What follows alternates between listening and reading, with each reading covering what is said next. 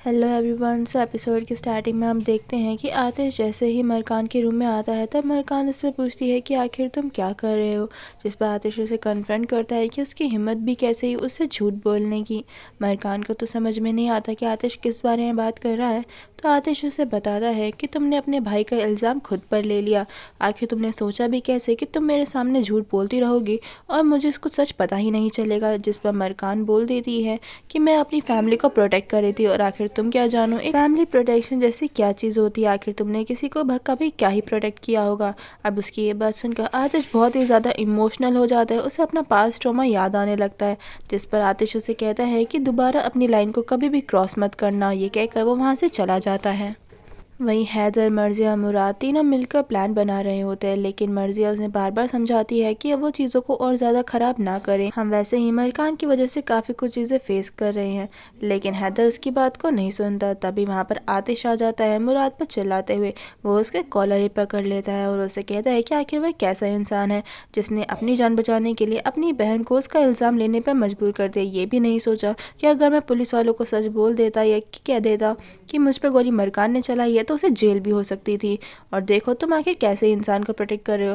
वहीं वो फादर के लिए कहता है कि आखिर तुम किस तरीके के फादर हो जो अपनी ही बेटी का इस्तेमाल कर रहा है। वहीं जमाल मरियम और आजली को बता देता है कि आतिश पर जिसने गोली चलाई वो मरकान नहीं बल्कि उसका भाई मुराद है। लेकिन इन सब जानकर भी मरियम के दिल में मरकान के लिए कोई सॉफ्ट कॉर्नर नहीं आता, बल्कि आजली तो ये भी बोल देती है कि मर्डर की बहन भी मर्डर ही होगी। वहीं आतिश हैदर और मुराद को धमकी देता है कि तुम फिक्र मत करो, तुमने जो किया है उसका इल्ज़ाम तो तुम्हें जल्दी से जल्द भुगतना पड़ेगा। ये कहकर वो वहाँ से चला जाता है। वहीं हम हैदर के घर में काम करने वाली मेड को देखते हैं जिसकी बेटी, जिसका नाम मिनी है, वो जो नया मेहमान आया वो उससे काफ़ी ज़्यादा पसंद करती है और असल में ये लोग बचपन से एक दूसरे को जानते थे। लड़के का नाम करीम है जो कि सिर्फ और सिर्फ मिनी से मिलने के लिए ही यहाँ पर आया है।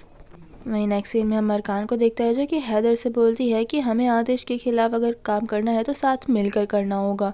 हमें पहले पता लगाना होगा कि आतिश यहाँ पर आया क्यों है और उसका मकसद क्या है, क्योंकि बिना इंटेंशन से 187 डेज़ के लिए हमको इस तरीके से कैद तो नहीं करेगा। ज़रूर उसका इरादा क्या है वो हमें जल्द से जल्द पता लगाना होगा। वही हैदर भी अब इस समय उसका साथ देने के लिए तैयार हो जाता है। वो उसे बताता है कि हमें 2005 के बाद तक तो सब कुछ उसके बारे में पता है, लेकिन उससे पहले हम उसके बारे में कुछ भी नहीं जानते, तो तुम्हें यही सब कुछ पता लगाना होगा।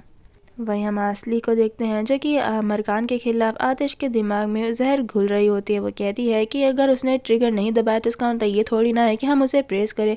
जिस पर आतिश कहता है कि तुम फिक्र मत करो, जो भी उसने किया है वो सब कुछ अब पता लगा कर रहूँगा। वही वो जमाल को कहता है कि हमें पता लगाना होगा कि नाजिर के पास ऐसा कौन सा वीडियो है मुराद का जिसकी वजह से वो इतना ज़्यादा घबरा रहे हैं। इसमें असली भी उनका साथ देने के लिए बोलती है, लेकिन आतिश इसके लिए साफ साफ मना कर देता है कि वो इन सब चीज़ों से दूर रहे। तभी वहाँ पर मुराद, हैदर, मर्जिया, मरकान भी आ जाते हैं। अब इन दोनों के खिलाफ वॉर अब स्टार्ट हो चुकी थी। वहीं आतिश इन सब के बाद उसी रूम में जाता है जहाँ पर हैदर उसे बचपन में कैद करके उस पर जालिमों की तरह मारता था, जहाँ पर वो अपने पास ट्रॉमा को याद करता है, जिसमें उसने सारा प्लान को बना रखा था कि किस तरीके से हैदर को बर्बाद करना है। उसे एक फ़ोटो भी मिलती है जिसमें आतिश के साथ कोई खड़ा था। अब ये कौन था ये तो हमें आने वाले एपिसोड्स में ही पता चलेगा। फिलहाल आतिश यहाँ पर अपने पुराने ओल्ड सेल्फ को यहाँ पर देखता है। वही एक वॉल पे उसने उस डेज को मार्क करके रखा हुआ था जितने दिन वो यहाँ पर कैद था, और ये दिन को इतने और नहीं बल्कि 187 डेज थे। यानी कि हैदर ने आतिश को 187 डेज तक टॉर्चर किया था, जो कि उसमें साथ में सिर्फ आतिश ही नहीं थी बल्कि उसकी एक सिस्टर भी थी जिसका नाम सेलिया है, और वो अब इस दुनिया में नहीं है, जिसे हम प्रीवियस एपिसोड्स में देख चुके हैं। अब सेलिया के साथ क्या हुआ था, हैदर ने आतिश के साथ क्या किया था, ये तो हमें आने वाले एपिसोड्स में पता चलेगा।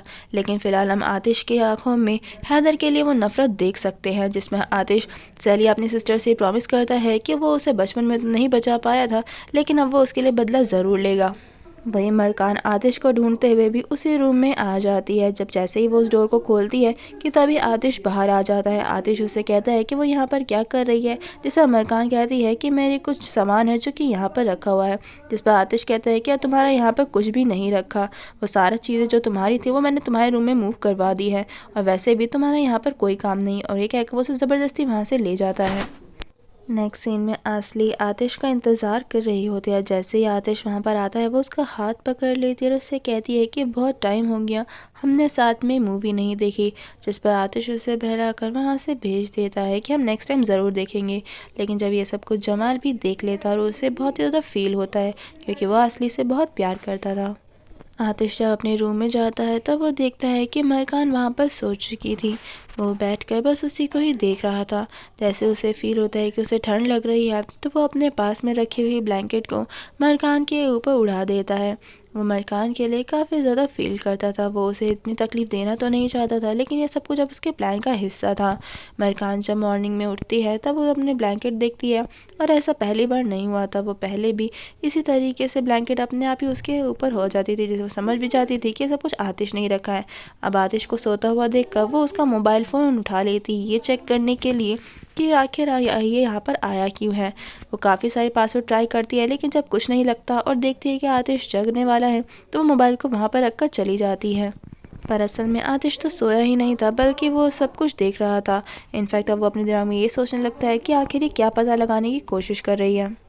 सब रेडी होकर जब ब्रेकफास्ट करने के लिए बैठते हैं तो जमाल एक बार फिर से मुराद की अच्छी खासी इंसल्ट कर देता है। सिर्फ इतना ही नहीं, मरियम तो आमिर खान को बोलती है अपनी वाइफ की ड्यूटी निभाने के लिए और उसको इंसल्ट फील कराने के लिए आतिश को कॉफ़ी सर्व करने के लिए बोलती है, जिसमें ना चाहते हुए भी उसे ऐसा करना पड़ता है।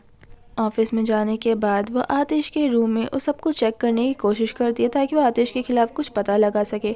बाहर खड़ा होकर यासिर सब पर नज़र रख रहा था कि जैसे ही आतिश या कोई आए तो वह मरकान को बता सके।